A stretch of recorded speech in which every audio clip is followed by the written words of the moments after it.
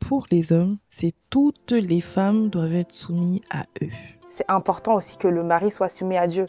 Parce que c'est la dans base. ce cadre-là qu'après, tout va être équilibré et que la femme va se soumettre plus naturellement à son mari. Et d'où là aussi l'importance de faire le choix du bon conjoint. Quand j'entendais des témoignages de personnes qui parlaient de soumission, je me suis dit, en fait, tu deviens esclave, quoi. Mais à un moment, je sais que, ok, je vais te laisser l'idée sur beaucoup de sujets. Moi, j'ai compris que ça va me permettre aussi de me décharger. Et là, il y a eu un shift dans ma tête et j'ai compris que l'obéissance, ce n'est pas de la soumission. Et D'accord. vice-versa. Ouais. To be my lawful husband. To love and to obey. To What? love and to obey. What? Yes, To to love love and and to to obey. Obey what? Obey love. your And husband. obey who? C'est vrai que la soumission, je pense quand elle n'est pas comprise, ça peut générer beaucoup de frustration, beaucoup de colère. Généralement, quand on parle de ce sujet-là, on sent l'émotion qui monte en fait, Exactement. surtout chez les femmes Bah, finalement. C'est pour ça que moi, la soumission, elle va vraiment dépendre effectivement de la personne, entre guillemets. Quelle est sa vision du mariage? Est-ce qu'elle a compris que le but, c'est de servir Dieu? Bonjour à tous, bienvenue dans un nouvel épisode du podcast On a tout dit avec Jessica Wilfred. et Chidera Ekoussa. Donc comme vous pouvez le voir, on est dans un nouveau décor. On annonce une nouvelle saison, voilà. Donc en plus par rapport à ce qu'on faisait jusqu'à présent, on a décidé d'introduire un nouveau format où on reçoit des invités. Donc pourquoi on reçoit des invités, Jessica, pourquoi on a décidé d'avoir des invités? Tout simplement parce que selon les thématiques qu'on aborde, des fois on n'a pas forcément vécu, on n'a pas d'expérience et on trouvait ça plus légitime d'inviter quelqu'un qui a déjà vécu la thématique en question. Voilà, donc aujourd'hui, on va aborder le sujet de la soumission dans le cadre du mariage. Vu qu'on n'est pas encore mariés, donc on a préféré faire ce sujet avec un invité qui est là avec nous ici présent, coach Johanna. Donc je te laisse te présenter pour les personnes qui nous écoutent et qui nous regardent, qu'est-ce que tu fais dans la vie, voilà, pour qu'on puisse en savoir un peu plus sur toi. D'accord. Merci pour l'invitation. Avec plaisir.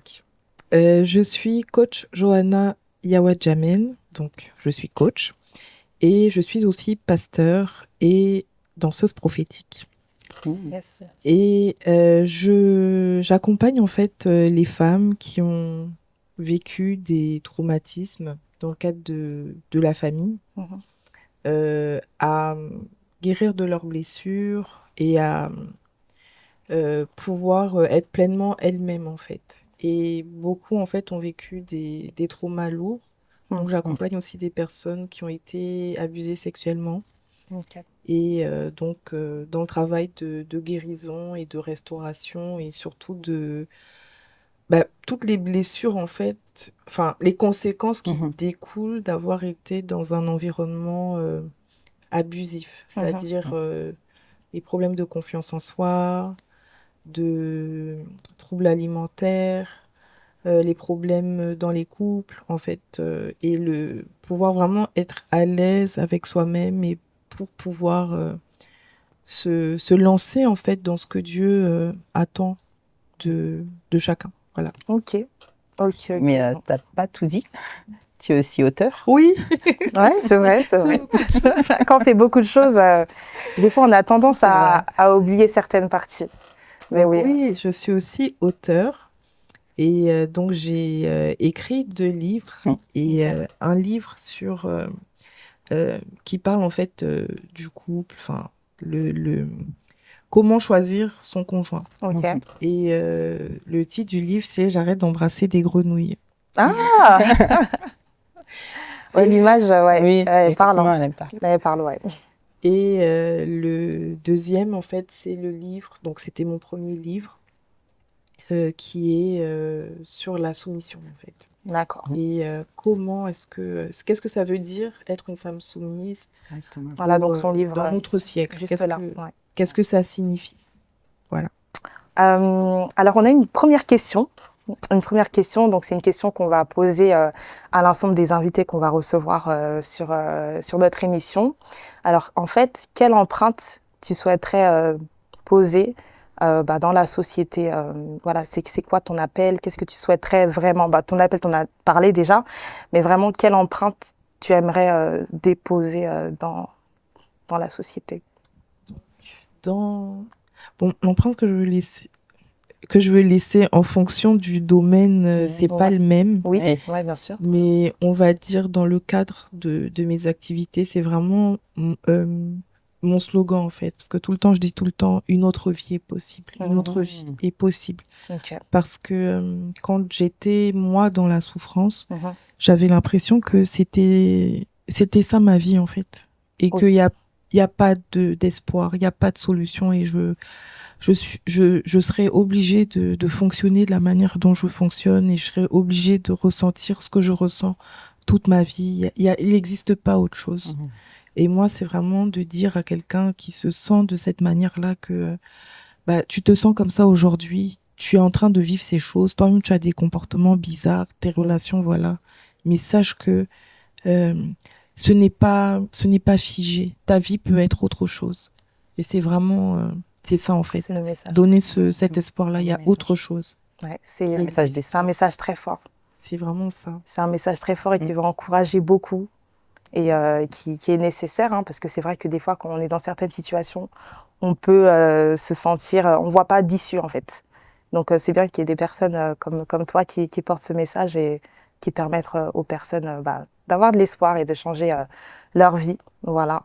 Donc par rapport à la soumission, qui est le sujet qu'on va aborder aujourd'hui, quel est ton cheminement en fait par rapport à la soumission? Est-ce que tu as toujours eu le même avis sur ce sujet-là?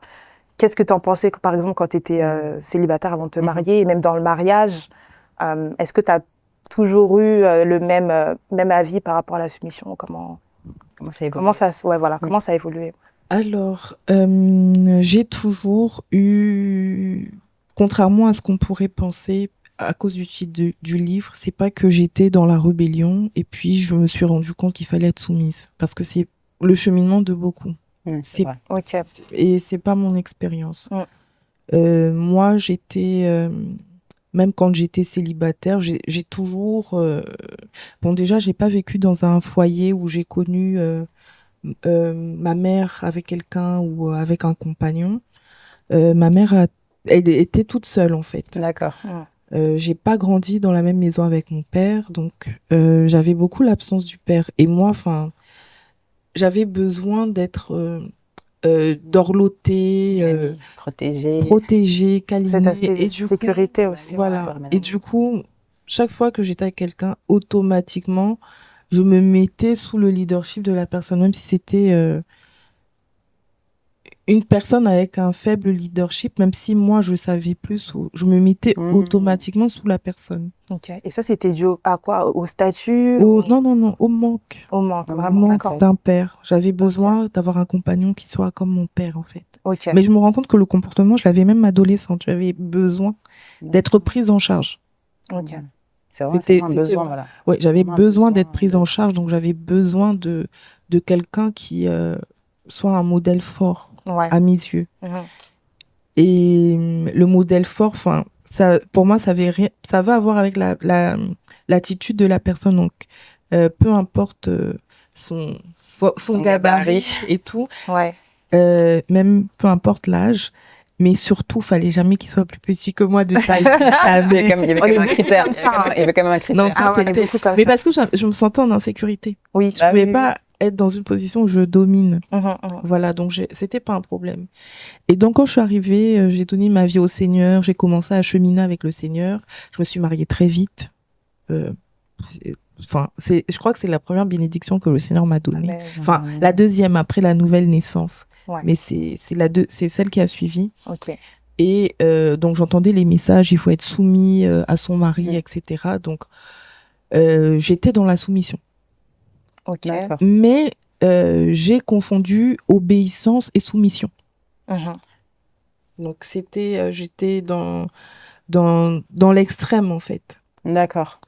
Et comme j'ai toujours, mais à cette époque-là, mon partenaire, mon mari, qui avait une personnalité forte en fait, et que moi j'étais dans le rôle de la petite fille, etc., etc. J'étais dans une position d'obéissance. Et peu à peu, je me suis perdue en fait. J'ai perdu mon identité. Je savais plus qui j'étais parce que je lui permettais de décider de tout dans ma vie. Okay. Comment tu as su, en fait, tu as dit que tu perdais Son identité. ton identité, en fait. Qu'est-ce qui t'a... C'était quoi le déclic pour te dire, là...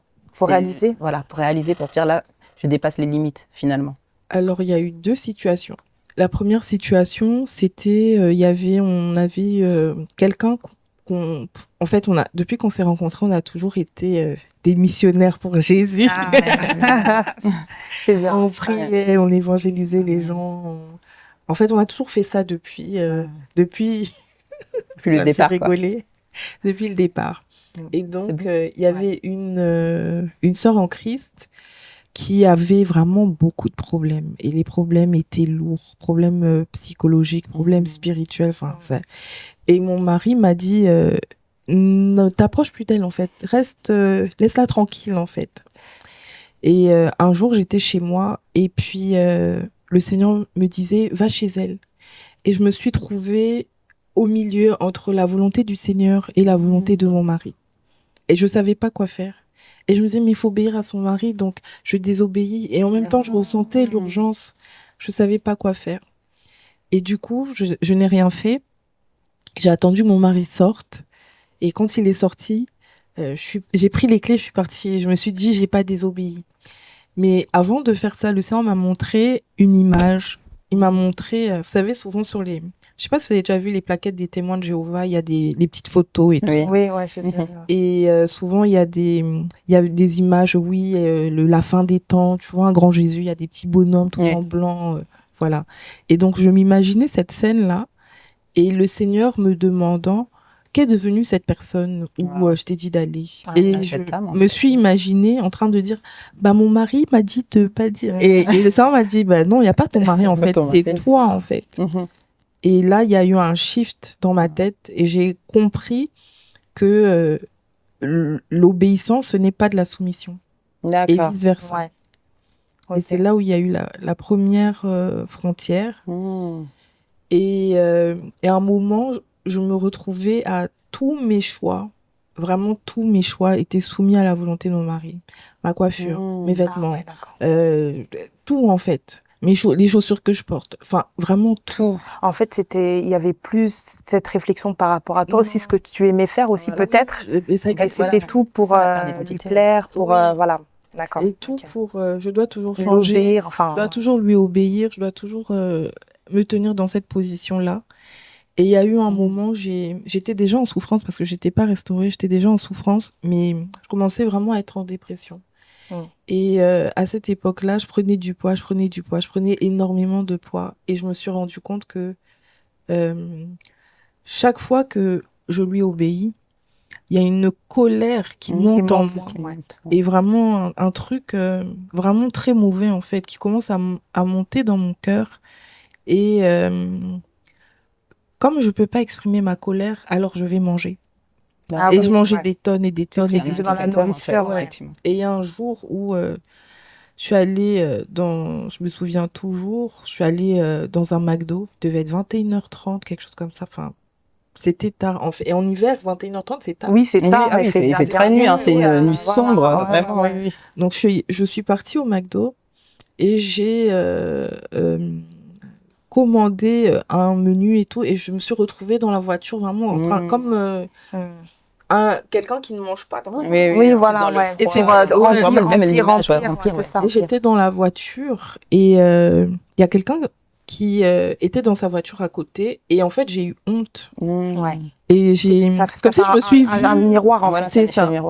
Et je me suis dit plus jamais en fait, parce que comme je ne parle pas et à un moment je me disais mais est-ce que c'est Dieu qui veut le mariage comme ça ou est-ce que c'est mon mari qui est un pervers narcissique ou c'est... Et j'avais aussi beaucoup de questionnements sur ma foi. Je me disais, mais où ces églises, là, on nous apprend du n'importe quoi. Enfin, j'étais vraiment en crise, en fait. Mais c'est vrai que la soumission, je pense quand elle n'est pas comprise, ça peut générer beaucoup de frustration, beaucoup de colère. Généralement, quand on parle de ce sujet-là, bah on sent l'émotion qui monte en fait, surtout chez les femmes finalement. Et je pense que ça vient du fait que c'est pas compris en fait. Je pense que elles n'arrivent pas à voir ce que ça peut leur apporter. Effectivement. Je pense que c'est ça le sujet, c'est que elles voient que peut-être que des inconvénients. Elles voient de la perte, en fait. Ouais, Elles voient vraiment la perte que le gain. Voilà, c'est pour ça qu'après, il y a beaucoup de femmes célibataires qui se disent « Ah ben non, j'ai pas envie de me marier pour être soumise, j'ai pas envie. » Des fois, c'est même le premier critère qu'elles avancent, en fait, pour justifier le fait qu'elles ne veulent pas se marier. Ouais, voilà, c'est ça. Oui, c'est vrai. Il y a... Et enfin, je l'ai expliqué dans mon livre, et vraiment, quand j'ai écrit mon livre, je le destinais pas aux chrétiens. Ok, d'accord. Je le destinais aux personnes qui sont dans le monde et qui pourraient avoir un questionnement sur le sujet. Ok. Et j'ai fait des recherches sur ce qui se passe à l'heure d'aujourd'hui, bon, à l'heure où j'avais écrit le livre. Et c'était pour dire que, mais on demande d'être soumis, mais on n'est pas fou. Mais on sait très bien ce qui se passe dans le monde, parce que les femmes ont été vraiment beaucoup oppressées. Ouais, beaucoup. Énormément oppressées. À l'époque où j'écrivais le livre, je crois que c'était en 2019, en Arabie Saoudite, les femmes allaient obtenir le droit d'avoir le permis de conduire. Ah oui, d'accord, ouais. Très tard. Donc, au Salvador, donc en Amérique du Sud, si une femme fait une fausse couche, elle va en prison parce qu'on considère qu'elle a tué son enfant. Ça, c'est quelque chose que j'ai appris en lisant le livre, justement. Ouais. Ça m'a beaucoup choqué qu'une fausse couche puisse être passible de peine de prison. C'est possible. C'est effectif. Ouais, c'est effectif. Non, passible, je disais. Mais c'est fou, hein. C'est choquant, quoi. Ouais. Et même à l'heure d'aujourd'hui, au Cameroun, le viol dans le mariage, ça n'existe pas. Ouais. Parce que on considère que si vous avez un rapport sexuel, c'est normal et c'est obligatoire. Mais oui, la notion de violence, ça n'existe pas. Ouais. Et même, c'est difficile que les plaintes pour coups, donc violence conjugale, ça n'aboutit à rien en fait. Parce que dans le code civil du Cameroun, le mari est le chef de famille. Ça, c'est un terme qui n'existe plus dans le droit français. Donc, il est le chef de famille et il a le droit d'éduquer sa femme. Et donc, l'éducation, là, ça peut passer par des coups. Ouais. Donc, c'est depuis, je crois, 2016 que le législateur a fait quelques modifications et il faut qu'il y ait du sang pour que la plainte aille un petit peu plus loin. C'est violent, hein. Oui, c'est une réalité de ce que les femmes vivent. Et du coup, on arrive aujourd'hui à tout le mouvement woke qu'on voit sur les réseaux. C'est ça. Où il y a ce féminisme extrême vraiment avec un esprit de Jézabel derrière qui va aussi loin. Et je trouve, quand je lis même ce que je lis, les femmes maintenant, aujourd'hui, elles ont la haine des hommes. Oui, il y a vraiment une sorte de rivalité. C'est leur ennemi. Il y a la haine. Dès que j'ai vu des choses, quand par exemple, si un homme ouvre la porte à une femme, oui, mais pourquoi tu m'ouvres la porte? En fait, on a perdu le savoir-vivre ensemble, en fait. Exact. Et il y a une guerre des sexes qui est là. Et les hommes aussi se lèvent, ils font se lèvent de leur côté. Je vois sur les réseaux, il y a des communautés d'hommes parce qu'il y a eu beaucoup d'abus.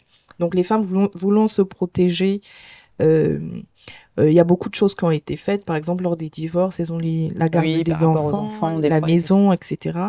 Mais maintenant, il y a un abus de leur part parce qu'il y a beaucoup de femmes qui font beaucoup de choses, de chantage, etc. prendre les enfants et dépouiller les hommes. Et de leur côté, il y a aussi une colère qui se lève. Donc, Exactement. on ne va pas s'en sortir de... Au lieu de En se fait, voir c'est de ça. manière complémentaire et de former Oui. une équipe dans le couple, c'est vrai qu'il y a cette rivalité, ces ouais. sujets-là qui sortent, cette rivalité, et c'est bien dommage. C'est la guerre. Et ouais, voilà. Donc, en fait, mais qu'est-ce qui est difficile? Je pense qu'on peut revenir sur la définition de la soumission, parce que je pense pas qu'on en a parlé. Non. Mais je sais pas, toi, Jessica, tu verrais comment, toi, par rapport à Euh, la soumission, comment est-ce que tu vois les choses? bon, déjà aussi, moi, ça a beaucoup évolué ma définition de la soumission. Parce que moi, bon, quand je voyais les femmes mariées, en tout cas, quand j'entendais des témoignages de personnes qui parlaient de soumission, je me suis dit, mais, en fait, tu deviens esclave, quoi. Au début, moi, j'avais vraiment cette vision-là. Ok. Après, Dieu m'a enseigné aussi, du fait de témoignages, du fait aussi des prédications par rapport à ça. Et moi, je vois vraiment le fait d'être une aide, en fait, à son époux. Et ça passe, effectivement, des fois, il peut y avoir des sujets où je peux ne pas être d'accord. Mais on va dire qu'il va avoir le dernier mot. Ça ne veut pas dire qu'il va avoir le dernier mot pour tout, mais à un moment, je sais que, ok, je vais te laisser l'idée sur beaucoup de sujets. Pas sur tout, forcément, mais tu es aussi le capitaine, en fait. Moi, j'ai compris que ça va me permettre aussi de me décharger.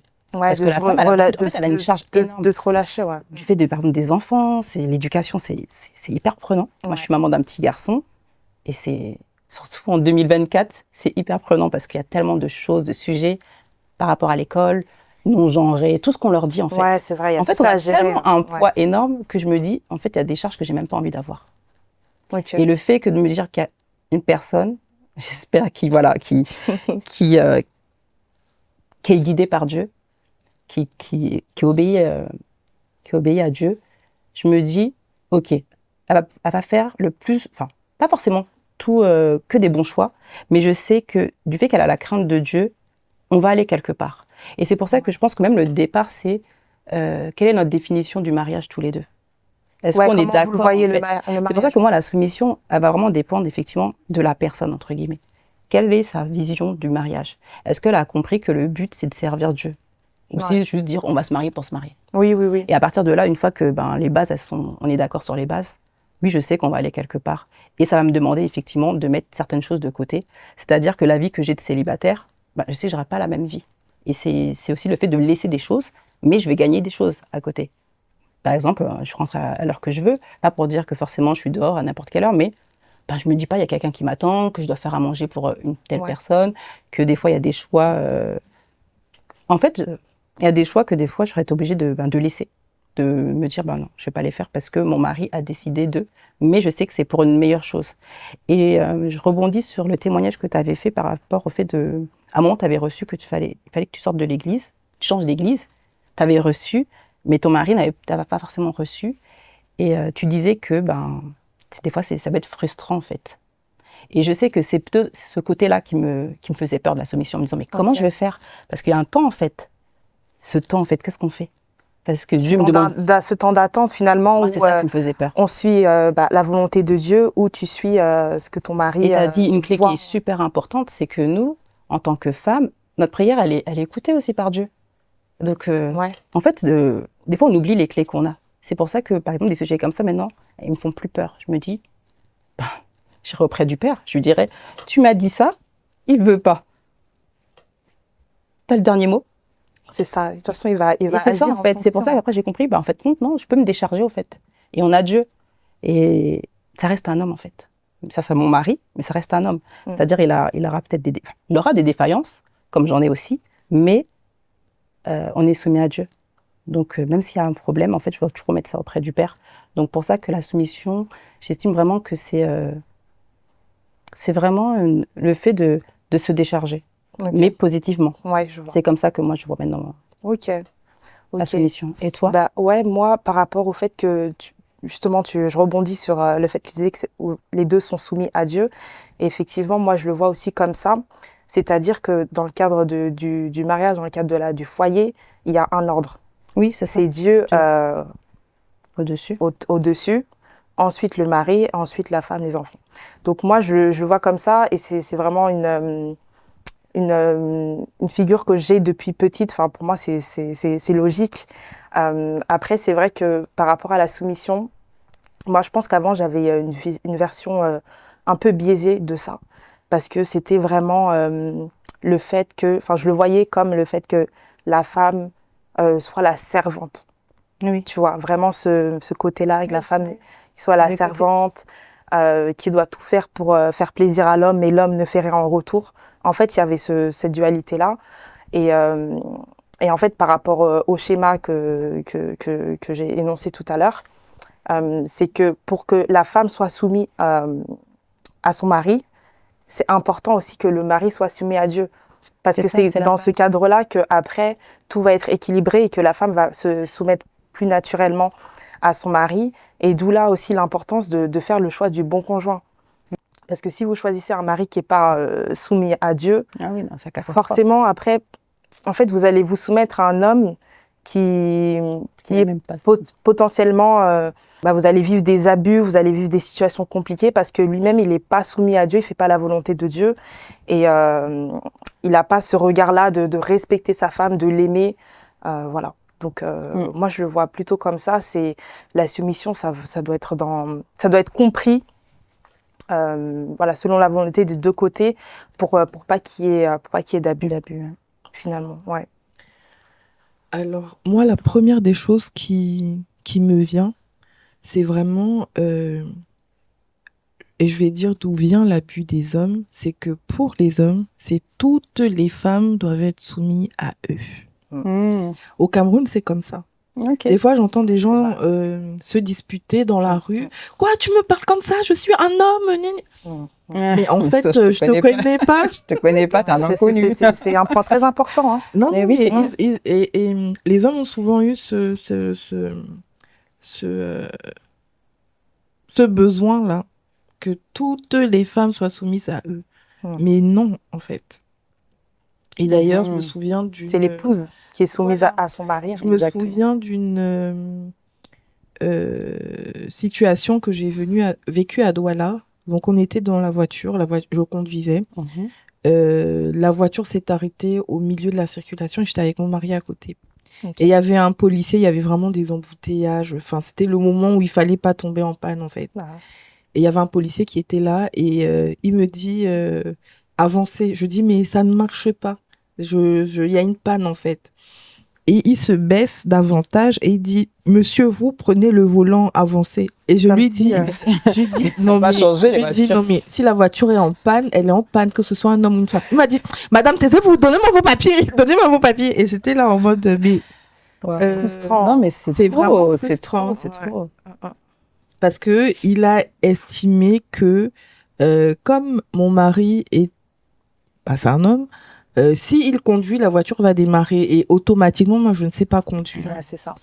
Et au début de notre arrivée, donc on vit au Cameroun, enfin, on est un peu ici, un peu là, je conduisais tout le temps. Et mon mari, non. Il s'assied tout le temps sur le siège passager. Et un dimanche, on était en train de rouler.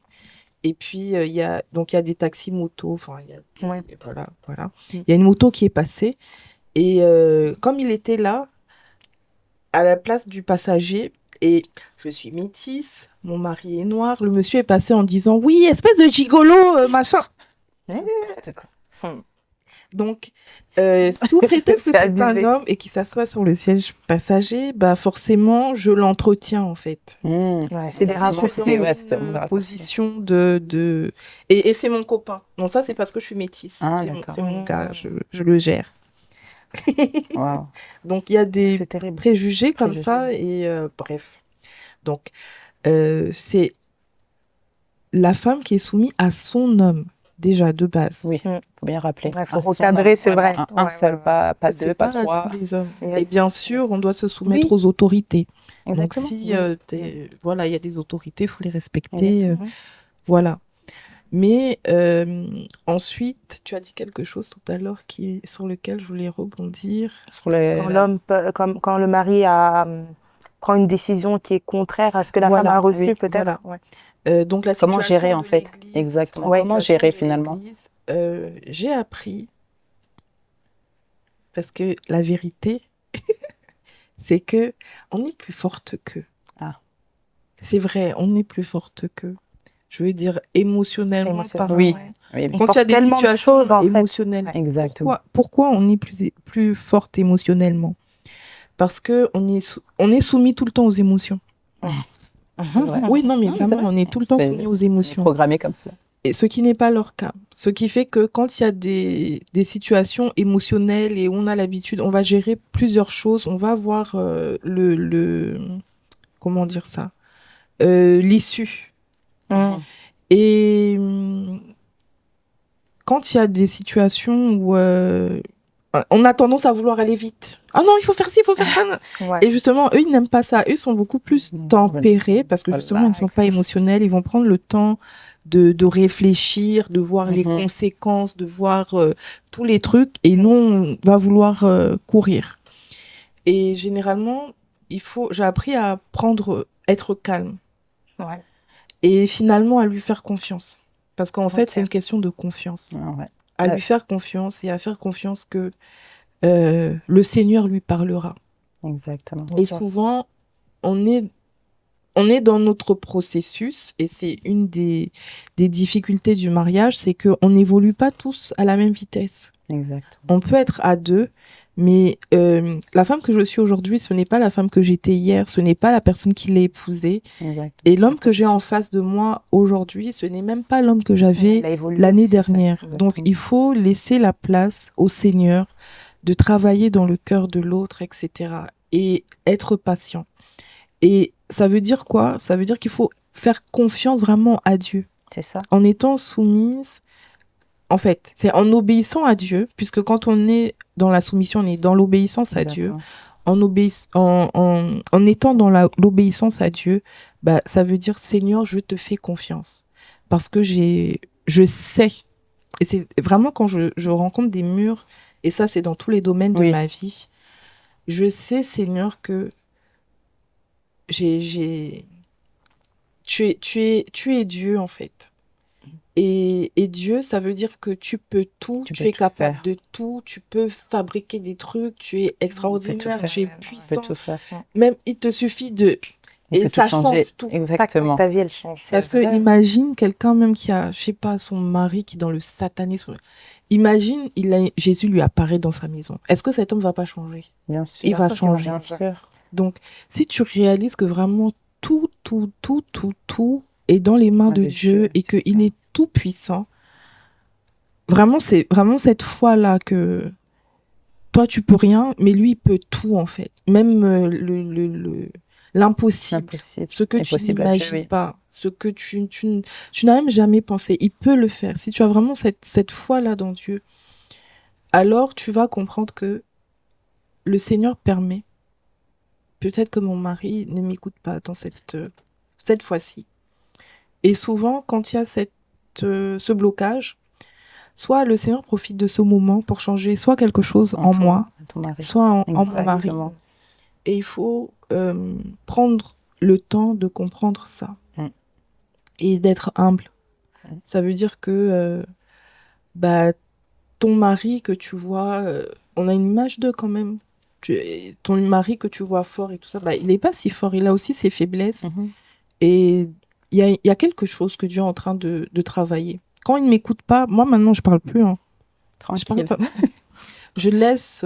Ça demande beaucoup de maturité et de patience. C'est la sagesse aussi. Ouais. Voilà. Et donc quand il va se cogner la tête et qu'il va revenir, ah mais en fait, je crois que tu avais raison. Et où il va dire oui, le Seigneur m'a parlé, gna gna, et il va me dire ce que je lui avais dit. Mais quand il me dit ça, ce n'est pas aussi l'occasion de dire mais je t'avais bien dit, j'avais raison. C'est là où faut être sage. C'est là toute la différence en fait, je pense aussi. Oui, et juste tu restes calme. En fait, il faut s'accompagner l'un l'autre. C'est ça. Et quand il y a une résistance, des fois, je me dis que le Seigneur va agir. J'ai remarqué aussi quelque chose. Quand les périodes où il y a de la rébellion, parce que je suis pas parfaite, bien entendu, où je veux forcer la porte, je veux forcer les choses. Qu'est-ce que le Seigneur fait quand on n'est pas d'accord? Il sèche les finances. D'accord. J'ai remarqué ça. Quand on n'est pas d'accord, je vais voir les clients, le chiffre d'affaires.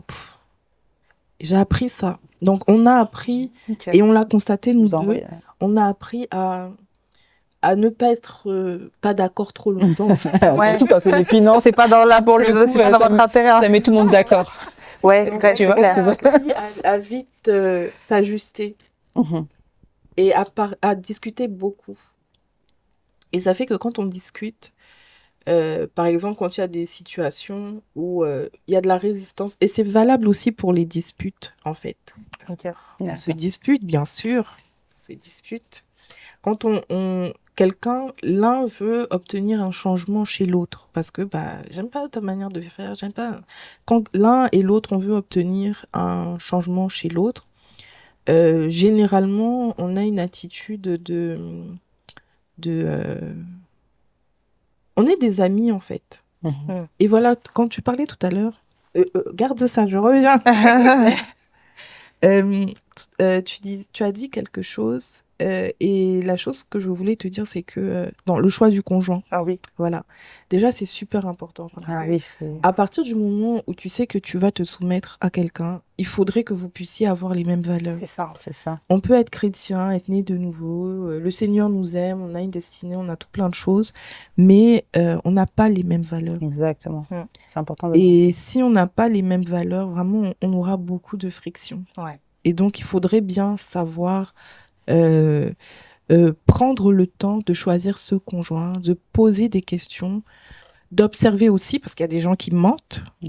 C'est ça. Parce qu'il peut te donner des réponses aux questions c'est ce que tu as envie d'entendre, mais ce n'est pas la vérité. Donc, il faut prendre le temps d'observer l'autre en situation, d'observer plus en réalité que d'écouter. C'est que vrai. les actes parlent plus que les paroles. Il faut vraiment observer le personnage sur tous les angles. Tous les angles, voilà, prendre son temps aussi, pas être pressé. Et là, tu sais à qui tu vas te soumettre. C'est ça. Parce que tu peux avoir quelqu'un qui est chrétien, tout ça, mais tu vas devoir te soumettre à des choses qui vont pas t'arranger ou ça te correspond pas du tout. Vous avez vraiment des visions trop différentes, en fait. Ça, c'est désastreux. C'est comme, tu vas signer un contrat de travail dans une entreprise. Donc, avant d'être dans l'entreprise, tu lis bien le contrat du travail, tu poses des questions. C'est pour ça qu'on fait des entretiens. Mais exactement. Oui, tu poses des questions pour... est-ce que ici il y a des possibilités d'avancement Est-ce que vous demandez le travail le samedi, mais est-ce que au moins par mois j'ai un samedi de libre? Est-ce que voilà. Mais une fois que imaginons que tu signes le contrat, tu ne lis pas, tu ne poses pas de questions. Mais maintenant, quand tu es dans l'entreprise, tu es obligé de faire ce qui est écrit dans le contrat. Exactement. Parce que ça va devenir ta loi, en fait. Exactement. C'est ça. Et souvent, les gens, ils ne lisent pas le contrat. Ils plongent, ils foncent. Ils ne posent pas de questions. Et sauf que, arrivé sur le terrain, tu te rends compte que la journée de travail, elle commence à 4h du matin. On fait comment mais t'es déjà là, t'as signé. Non, mais c'est ça. Et, mais c'est vrai que des fois, on choisit la bonne personne.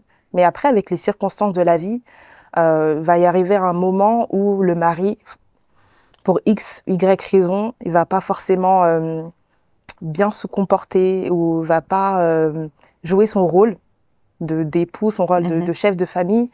Comment est-ce qu'on fait dans ce cas-là pour continuer à être soumise et pas monter dans les tours, pas vraiment gérer ce sujet-là. À mon sens, la base de la relation, ça ne doit pas et ne peut pas être l'amour.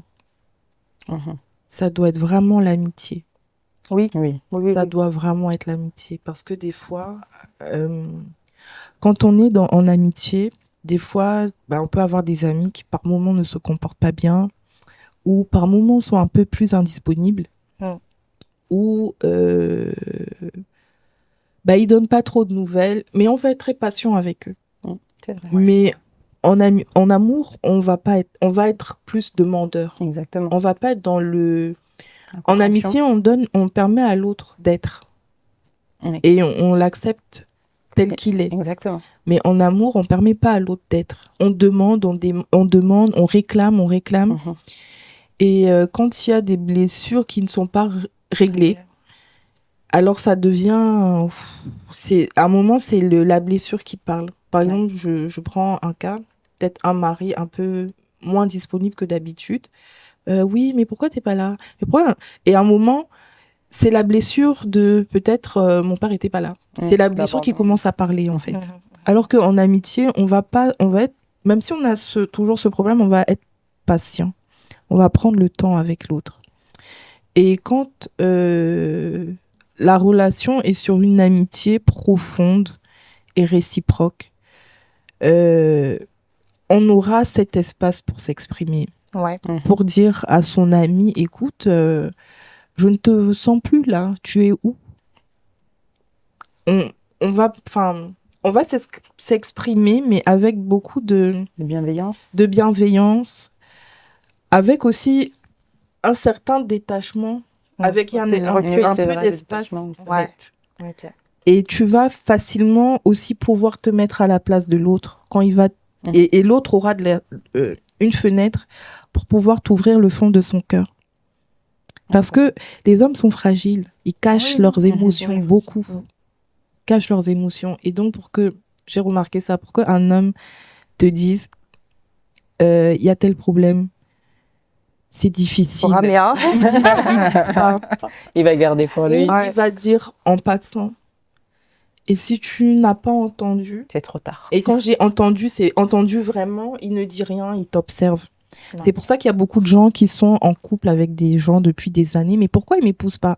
Mais en fait, il a un cahier avec tes actions qui fait que ce n'est même pas dans ses projets, en fait. Ouais, c'est ça. Et il n'a pas envie de se mettre avec toi. En fait, ils se sentent pas aussi assez sécures, assez safe pour se dire, ok, cette femme-là, je peux l'épouser parce qu'il y a trop de les hommes, ils ne s'ouvrent pas à leur amoureuse parce qu'ils doivent être l'homme fort. Ouais. Mais ils s'ouvrent à leur amie. Oui, avec leur amie. Et c'est pour ça que des fois, il y a des femmes, oui, mais pourquoi tu as une amie, c'est quelle amie ça? Mais en fait, c'est toi qui dois devenir vraiment l'ami de ton conjoint, en fait. Exactement. Ouais. Et s'il a peut-être, disons, il a il va te dire, parce que si l'autre en arrive à changer au point où il s'occupe plus de la maison, ça fait longtemps qu'il a changé dans la maison. Mais tu n'as pas vu. Et pour avoir vu, il faut s'accompagner dans la relation. Il faut montrer de l'intérêt, communiquer, observer, partager finalement. C'est vraiment comme tu dis, l'amitié. Tu sens quand ton ami, vraiment quand tu as une amie proche, tu sens, tu vas quand dire quelque chose ne va pas, quand commence à changer. Qu'est-ce qu'il y a? En fait, effectivement, toujours être alerte, en fait. Ouais. C'est ça. Et une chose que je pense que on fait tous dans la famille, c'est assez régulièrement, on se demande ça va, mais c'est un vrai ça va. Oui, pas le ça va superficiel. Salut, ça va. Non, un vrai ça va. Est-ce que tu vas on se pose régulièrement cette question. Est-ce que tu vas bien? Est-ce que tout va bien dans ta vie? Est-ce que tu es à l'aise? Ça va? Tu as besoin de quelque chose? C'est vraiment un très bon conseil. On fait ça, c'est vrai. En fait, on ne pense pas forcément, mais comme tu dis.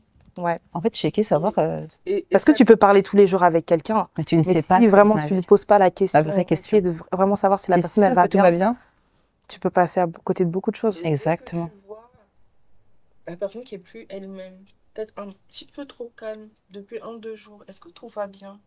Et ça laisse la fenêtre pour dire bah non, j'ai vécu ça.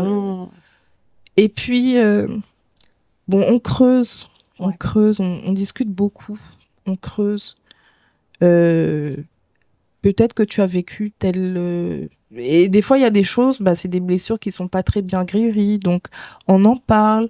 Ou est-ce que tu peux prier pour moi? Oui, c'est vrai. Et ça fait que comment dire ça? Une des grosses raisons de divorce, c'est parce que souvent les gens vivent une vie parallèle. Ça ne veut pas dire qu'ils ont un conjoint, mais ça veut dire que tu expérimentes des choses que l'autre ne sait pas. C'est vrai. Des douleurs, des promotions, des guérisons, des choses que l'autre ne sait pas et ne voit pas. Donc, à un moment de la relation, il y a un décalage. Vous êtes en décalage. Il y a l'autre qui n'a pas évolué. Comment ça se sépare, en fait? Toi, tu as évolué. Et souvent, quand le fossé est grand, on ne se rejoint pas. Et par exemple, quand j'ai rencontré mon mari, j'avais besoin d'être maternée, paternée, baby-fille, tout ce qu'on veut. J'avais vraiment besoin d'être prise en charge. Et mon mari l'a fait. Sauf que, entre-temps, j'ai guéri. D'accord. Et donc, tous ces soins, toutes ces attentions, ça me pesait, en fait.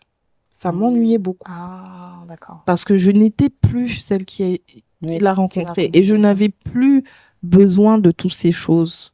Ok. Et comment ça s'est passé du coup? Voilà, La transition. crise, Oui, là. ça a été une grosse crise. d'accord. Moi, je Bah pensais que oui. c'était- Ah non, pas du tout. Parce que peut-être il comprenait pas. Il ne ou comprenait t'arrivais pas. pas forcément à en fait. exprimer. Et il voulait pas me lâcher, en fait. Ok. Mmh. Et parce que lui, dans sa tête, il sait que Johanna, c'est quelqu'un qui est blessé, c'est quelqu'un qui est fragile, c'est quelqu'un dont il faut tellement s'occuper. En fait, il n'avait pas mis à jour la nouvelle version de Et Johanna. voilà, il n'a pas mis à jour la nouvelle version. C'est ça qu'on oublie, c'est comme tu dis, On au départ, évolue. on évolue. Ouais, on Et je évolue. pense que c'est ça le problème, c'est qu'on connaît quelqu'un à l'instant T, on se dit, bon, bah, c'est la même personne. Et c'est en fait, non. Chaque Et- personne évolue. Ouais. Le problème, c'est qu'il y a, de son point de vue, à lui, il y a deux choses à faire. Donc, ça voulait dire que il avait besoin de faire le deuil. Parce que il m'a aimé Oui, comme ça. Exactement, oui. Mais il avait besoin de faire le deuil de celle-là et d'avoir une Johanna un peu plus indépendante Mmh. et plus autonome. Ouais. Donc, il fallait faire le deuil. Et lui aussi, pendant que moi, j'étais la pauvre petite chose, bah, lui, il était le sauveur, Bah mon oui, chevalier. ok. C'est ça, ouais. Et mais du coup, si je deviens, j'ai plus besoin de lui, bah, lui, il n'est plus le chevalier. Alors, qu'est-ce qu'il est maintenant? C'est C'est ça, ça. il y a une remise en question. Est-ce que ce que je fais, Voilà. est-ce que Et c'est ça bien, peut est-ce que t'as pas bien? Il y a l'ego aussi, réveiller je des pense. blessures Ouais. aussi Ouais. chez lui. Exact. Puisque quand quelqu'un joue sur, il a besoin d'être le sauveur. Enfin, il y a ce truc là, je sais plus comment ça s'appelle. Oui, le triangle. Le triangle, il y ouais. a le sauveur, il y a la victime, et je sais plus c'est quoi Le bourreau. Voilà. Mm. Mais du coup, moi, je suis sortie de là en fait. Ok. Donc, il est abandonné, désœuvré. Ouais. Donc, il faut remettre le truc à jour. Ouais. Et bah souvent, ça clash. Chacun va prendre son chemin. Quand il n'y a pas de communication, Mhm. Ouais. lui va trouver, bah t'as changé, t'es plus la même, etc. Mais qu'est-ce qui se passe? Et moi, bah tu me fatigues, tu m'ennuies, je veux être libre. Et à chaque fois, faut se Ajuster en fait. faut à se chaque fois. rajuster.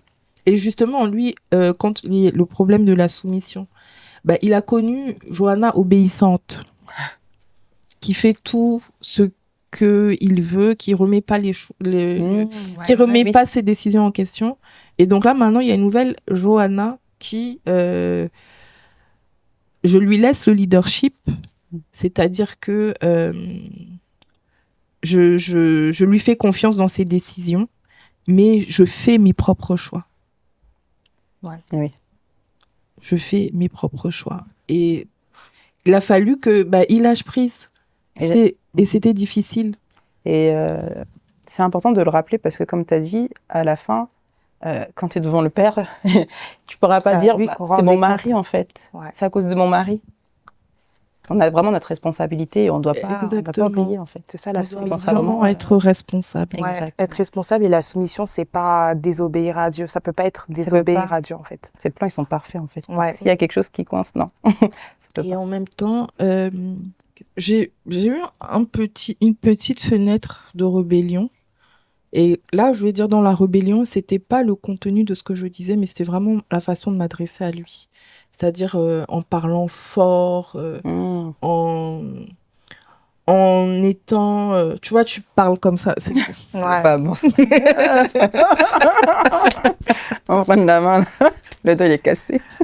Donc, j'ai une petite fenêtre comme ça où ce que je disais, c'était bon, mais le comportement, la façon, le ton, c'était pas bon Des fois du c'est tout. pas les paroles effectivement, c'est le comportement. Ouais, le comportement, le ton. le Surtout quand ressent, on est en fait. frustré, on est Ça, en ça, colère. ça. Je Des parlais secs, vraiment... Même le corps il parle. Ouais, j'étais vraiment dans cette attitude-là. Et du coup, lui, il se renforçait dans le fait que la Bible demande à la femme d'être soumise.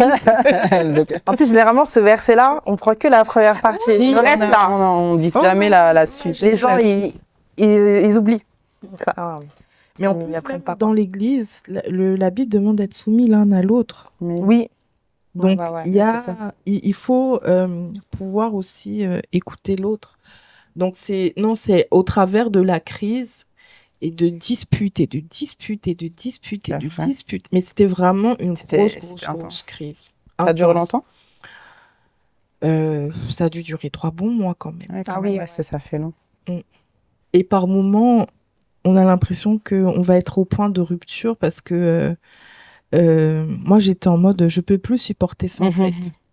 Je peux plus me retrouver à aller me goinfrer comme ça. Oui. Et des fois, quand je voulais me dire, reste dans la soumission, et je me dis, mais sauf que ma soumission, c'est obéir. Ben oui, Donc, quand je recommençais à avoir cette attitude-là, et que je m'imaginais en train d'aller m'empiffrer, en fait, c'était une question de survie, en fait. Et j'étais vraiment en détresse psychologiquement. Je pouvais plus supporter ça. J'avais l'impression de plus être moi-même. Ouais. Et c'est donc là où le Seigneur m'a dit, écoute, le problème, ce n'est pas le mariage. Parce que je pensais même au divorce, en fait. Parce que oui, parce que je me dis, mais en fait, on doit, comment dire ça? Je me suis dit, à un moment, je pensais que, et j'étais aussi, on est dans une église abusive à cette période-là où il y avait des problèmes d'abus spirituels, en fait. Oui. Où les enseignements qu'on te donne, c'est beaucoup d'enseignements sur l'autorité. On t'enseigne des choses vraiment très directives. Il y a beaucoup de contrôle. De contrôle. Et à un moment, j'avais l'impression que je suis interdite de décider pour moi-même, pour ma vie. Je ne peux pas m'auto-déterminer. Et si moi, je prends une décision pour moi-même, forcément, la décision va être mauvaise. Et en fait, j'avais vraiment j'ai perdu. Même avant, j'avais pas confiance en moi quand j'étais dans le monde. Mais là, c'était même la petite confiance en moi que j'avais était pas bonne. J'étais incapable de prendre des décisions les plus ordinaires pour moi, en fait. Parce que j'avais tellement peur de me tromper. Et à ce moment-là, j'allais vraiment pas bien, en fait. Et je me suis posé la question, vraiment, est-ce qu'il faut divorcer? Parce que je ne peux pas vivre comme ça. Et est-ce que, tel que Dieu m'a créé, c'est mauvais? Est-ce que parce que je suis une femme, c'est mauvais, en fait? C'est une malédiction. Parce qu'il y a des moments, tu as pas envie d'être une femme, en fait. Tellement le poids, il est lourd. Tellement, c'était trop. Et je lisais la Bible et le Seigneur a créé Adam et Ève et puis il a vu que c'était très bon. Ouais. Et je me suis dit, mais en fait, le Seigneur m'aime comme je suis. Quand il m'a créé, il a dit, c'est très bon, elle est parfaite. Il n'y a rien à rajouter. Et il m'a amené donc à un cheminement pour comprendre que le problème, ce n'est pas l'Église. Le problème, ce n'est pas mon mari. Le problème, ce n'est pas le mariage. Le problème, ce n'est pas la parole de Dieu. Le problème, c'est moi qui ne comprends pas ce que veut dire la soumission. Wow. Ouais, c'est vraiment une définition finalement erronée. Ouais. Mais Dieu, ce qui est bon, c'est qu'il guide toujours, il nous instruit toujours pour nous ramener vers sa volonté parfaite. C'est ça. En fait, le cœur, c'est vraiment comme tu disais, Coach Johanna, de connaître, de comprendre vraiment ce que c'est la soumission dans le cadre de la parole de Dieu aussi. Donc voilà, nous, on va mettre des versets en barre d'infos pour que vous puissiez méditer ces versets-là. Et franchement, si vous souhaitez échanger avec nous sur ce sujet, n'hésitez pas à mettre des commentaires. Et voilà, partagez aussi votre expérience sur le sujet. Je ne sais pas si il y avait des choses à rajouter ou pas. Je voulais dire quelque chose. C'était que dans mon groupe, en fait, j'ai un groupe de guérison où j'accompagne les personnes donc, sur le cheminement de leur guérison. Et on parle de l'assertivité. Donc, la possibilité donc, d'avoir confiance en soi et d'oser s'affirmer. Et s'affirmer correctement. Oui. C'est-à-dire sans avoir une attitude de soumission et sans avoir une attitude agressive. C'est vraiment l'équilibre, en fait. Communiquer de façon équilibrée en étant capable de dire son émotion et d'agir en fonction de son émotion, d'être capable de poser des limites et de dire ce que l'on veut. Ouais. Donc, là-dedans, il y a tout... Je trouve qu'il y a tous les éléments pour être soumise. et ne pas être dans l'obéissance et ne pas non plus être dans cette soumission malsaine comme nous le présente le monde en fait. Oui. C'est-à-dire que tu as le droit de ressentir des émotions, tu as le droit d'avoir des envies, parce que quand tu es soumis dans ce mauvais sens du terme, là, ça veut dire que tu n'as pas d'envie en fait. Toi, tu ne comptes pas, toi, tu n'existes pas. Voilà, Ce on que est tu effacé, veux, tes besoins sont effacés et n'existent pas. Et tu as le droit de poser des limites, tu as le droit de dire non. Mais on peut être soumise et on a le droit de dire non. C'est tout à fait... Ce point-là, il est important. C'est possible de dire non. C'est possible de dire je ne suis pas d'accord. Exactement. Ok. Mais une fois qu'on a été dans le dialogue, qu'on a pesé le pour et le contre, on peut être d'accord que tous les deux ne sommes pas d'accord. Exactement. Et être entendu par l'autre, parce que souvent les gens justement ils ont l'impression que si je suis soumise, je ne peux pas me faire entendre. Et les hommes aussi parfois ont l'impression que si c'est moi qui suis le chef de la famille, je décide de tout, elle ne dit Elle rien, a rien à dire.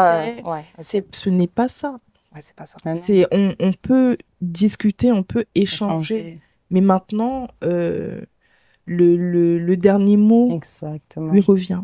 Voilà.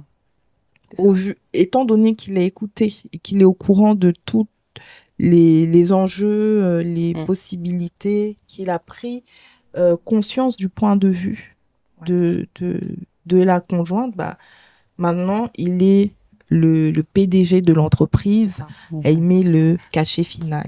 Voilà. Merci en tout cas, coach Johanna, pour ta participation à l'émission. Merci beaucoup, c'était un plaisir d'échanger avec toi sur ce sujet. On a beaucoup appris. Ouais. Et je pense que vous avez aussi appris beaucoup avec nous, en étant femme célibataire ou femme mariée ou même divorcée ou autre. Franchement, c'était un plaisir. Merci. Et merci encore. Merci pour l'invitation. Du coup, j'espère que vous me réinviterez. Bien sûr. Avec plaisir. Et toujours, finir avec la présentation de ton livre. Mon livre, qu'est-ce que signifie être une femme soumise au XXIe siècle par moi-même. On vous invite à le lire, il est vraiment intéressant. On a beaucoup appris. Ouais. Ok, bon, je pense qu'on a tout dit sur ce sujet. C'était un plaisir encore une fois et on vous dit à la prochaine fois pour un nouveau sujet. Ciao. Au revoir.